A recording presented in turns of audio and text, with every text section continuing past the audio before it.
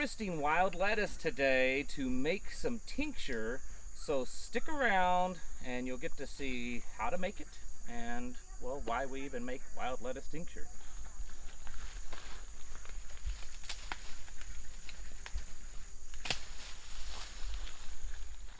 Hi folks, welcome to the Prepared Homestead. This is Travis. We are making tinctures today and we're making them with wild lettuce. So you're going to learn how to make a tincture that will work with most things growing wild.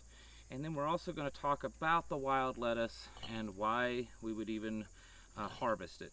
I'm not going to go into a whole lot of detail on identification. That's really a completely separate video. So if you want to learn about that, there's all kinds of resources online, and there's some really good identification books that you can find. But wild lettuce pretty much grows over the entire United States.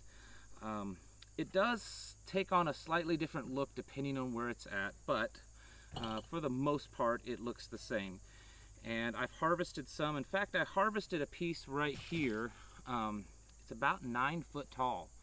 And I've never seen a wild lettuce stalk. The base of it's almost 1.5 inches in diameter, and it's pretty amazing. So anyways, we're gonna make the tincture here in a little bit, but when you harvest this, and this is me personally, you know, there's not really a whole lot of wrong ways to tincture plants. I mean, certainly there are, but I don't get caught up in too much of the details. The training that I've received and just my experience tells me that it doesn't have to be quite as detailed to make an effective treatment. So what I'm doing here with the wild lettuce is I'm cutting up the stalk and the leaves, because in different plants, different medicines or different oils and stuff that you're trying to, chemicals that you're trying to extract, will be in different parts. Some plants it may be the roots, some plants it may be the flower. With this particular plant, what we're trying to extract is in the latex of the plant, the kind of the juice of the plant. And this plant will bleed. If you take this and you break off a leaf like that right around there, I know you probably can't see in the camera, but it will kind of bleed in this kind of a tannish white milky substance. And it's sticky, and as it dries it gets stickier, almost a resin but not quite. That is where the medicine is. That's where what you're wanting to harvest. So I typically, these flower top heads, you want, oh, and another thing, you want to harvest it before it goes to seed. Some of this here has just started to go to seed, but there's still a lot that hasn't. And I typically don't use the seed top. It wouldn't be a bad thing if you did. I just don't typically use that, because when you're cutting it up, you can see that the vast majority of this latex comes out in the stem and the leaves. So anyways, you want to get you some pretty good kitchen shears because the stalks get really tough, very woody. And basically I'm cutting it off in approximately 1-inch pieces, the leaves and the stalk. This does not have to be precise at all. The real reason you're cutting it up is really two things. You want it to go in the jars pretty easily, and the more it's broken up, the more it's cut up, the more surface area of the plant that the alcohol can get to. It can get into the plant better.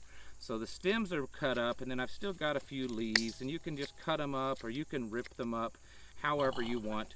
Is not that important, okay? Just the main thing is you're trying to make it easy to get inside these jars, okay?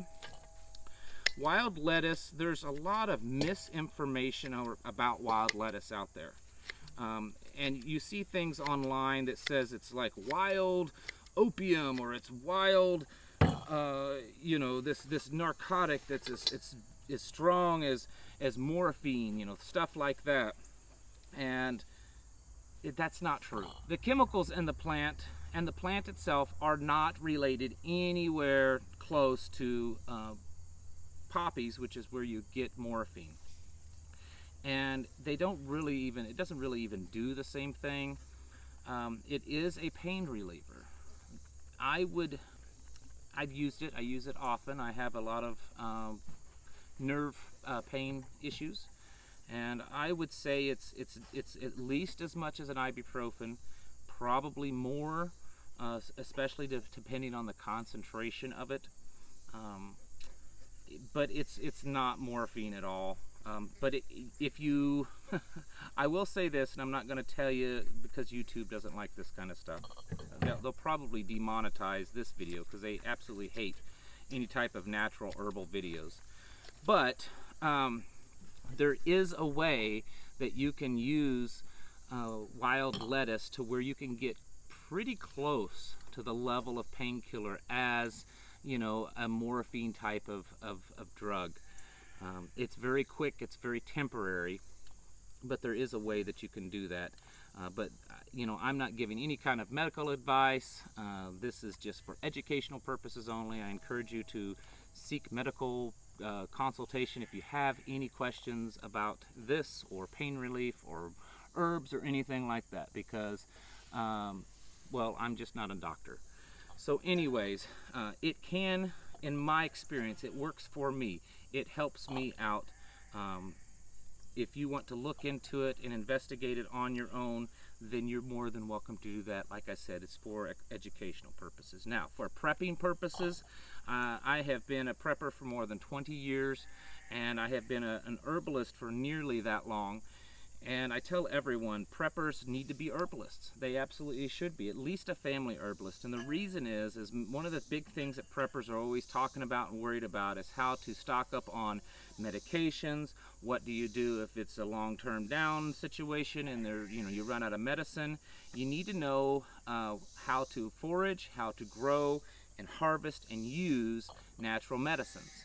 They're not always as good, but sometimes they're even better. And if that's all you got, well, then that's all you got. Now, let's talk about the tincture. A tincture is an extraction of the plant in some type of strong alcohol, because the alcohol works as it breaks down the plant. It breaks it down, and it allows the actual medicine, the oils and the chemicals in the plant to be extracted from it. You're not going to get that from oils. You're not going to get the same thing out of vinegars or anything else. Alcohol is going to be the best, and it doesn't really matter what kind, as long as it's at least 30%, 60 proof alcohol. And it needs to be at least that much for the preservative factor. Because if you do this right and store it properly, it can last nearly forever. There have been tinctures that's been tested that were 100 years old and they were still good. So, you know, this is a very, very good way. And as far as what kind, I've got cheap vodka here, any type of hard liquor that's at least 30%. Other than that, it just slightly changes the flavor. It doesn't really matter other than the flavor. Some people like to go to the expense and get some nice rum or, you know, something like that. And if you want to, that's fine, but you don't need it. Anyways, after that, you simply are just going to put the plant. I didn't get some of these leaves chopped up as good as I should have, but for today's video, we're going to do it this way, right? Because I'm running out of time. You're going to put it in there, and with alcohol, you can use fresh. There's probably going to be some people saying, hey, you didn't, that's fresh. Can you use fresh? Yes, you can use fresh. And with fresh, it's going to take up more room. So if this was dried, it's going to take up less room, and I may only use maybe a third in the jar, up to a half with dried. But because green, fresh, is going to be taking up a lot more bulk space. And you can only use fresh when you're using alcohol. If you use, oops, I'm spilling it everywhere. If you use oil, it will mold. The alcohol works as a preservative. So if it's fresh like this, I'm going to fill it up probably close to 3/4, maybe 2/3 to 3/4, somewhere in that you know, range. So you fill it up like that, and then simply you just pour alcohol over it, and you want to get it completely covered all the way to the top. It's pretty simple. Once this is done, you need to store it in a fairly, cool place, not hot, and out of the sun as much as possible.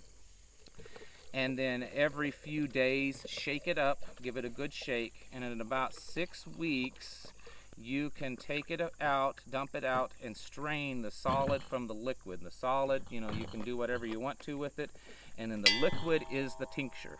And it'll get dark. Right now it's nice and clear, but it'll get dark. So there is your tincture.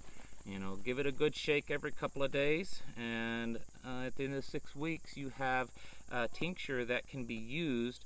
And also you can already see as I shake it, it's starting to expand. You might check it in a few days and add a little bit more because it might settle, a little bit more alcohol. But anyways, you will have a tincture, and this is wild lettuce. And this is something that goes in our medicine cabinet. We'll have it for, well, as long as we want it, because wild lettuce grows everywhere around here, and it probably grows in your area also. So this is an excellent way for you to stock up on things to use now, and especially in the future when it might just become nearly impossible to get medicines. You can use this kind of stuff to help treat your family and take care of yourselves. All right, folks, thank you all for watching this video. If you have any questions, especially on the details, email me. Remember, YouTube absolutely hates any type of herbal videos. They say I'm making claims that these are going to heal you or something, and I absolutely don't. I'm not a doctor. This isn't treating you. This isn't healing you. This is for educational purposes only, and if you want to play around with this and try it out, that's all on you.